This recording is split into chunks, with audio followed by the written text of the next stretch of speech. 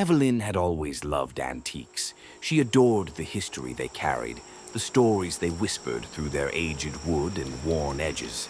So, when she stumbled upon a massive century-old estate at an auction for a shockingly low price, she didn't hesitate. The house was perfect. Its Victorian charm and sprawling gardens called to her. But the townspeople were less enthusiastic. "You bought that house?" the cashier at the local grocery store asked, her eyes wide with concern. "That place has a history." Evelyn laughed it off. Ghost stories didn't scare her. They fascinated her. She moved in during late autumn. The air was crisp and the leaves were fiery shades of red and orange. The house smelled of old wood and damp earth, but Evelyn loved it. It was quiet, peaceful. For the first week, anyway. It started with the whispers. At first, she thought it was the wind sneaking through the cracked windows. But soon she realized the sounds were too deliberate, too human. Late at night, when the world was silent, she could hear faint murmurs beneath the floorboards. At first, she ignored it. She told herself it was the creaking of an old house settling, nothing more. But the whispers grew louder, more insistent. They seemed to call her name. Evelyn, Evelyn. One night, unable to bear it any longer, she pulled up the floorboards in her bedroom. She expected to find mice, or maybe some loose pipes.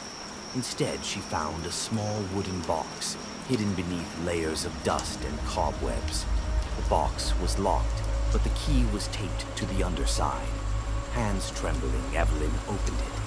Inside was a stack of photographs, yellowed with age. They were portraits of children, their faces blank and expressionless. Behind them was a faded newspaper clipping. The headline read, "7 children vanish without a trace. Suspected victim of occult rituals." Her blood ran cold as she read the article. The house's previous owner, a reclusive man named Gideon Marsh, had been accused of abducting and murdering children in the 1920s. Though no bodies were ever found, the townspeople believed he had buried them somewhere on the property. The whispers grew louder that night. They didn't just call her name, they begged for help. Evelyn decided to investigate. Armed with a flashlight and a crowbar, she ventured into the basement. The air was thick and damp, and the light from her flashlight barely penetrated the darkness. She found nothing at first, just old furniture and broken tools. But then she noticed a faint draft coming from the far wall. Pushing aside a stack of crates, she discovered a hidden door. It was small and narrow, almost as if it wasn't meant to be found. The whispers grew louder as she pried it open. Beyond the door was a tunnel carved into the earth. The walls were rough and cold, and the air smelled of decay. Evelyn hesitated, but the whispers pulled her forward. The tunnel seemed to stretch on forever, spiraling downward into the earth. Just as she was about to turn back, she saw it, a small circular ring, illuminated by a faint, unnatural glow. In the center of the room was a pile of tiny bones, arranged in a grotesque pattern. Before she could react, the door slammed shut behind her. The whispers turned into screams, deafening and unbearable.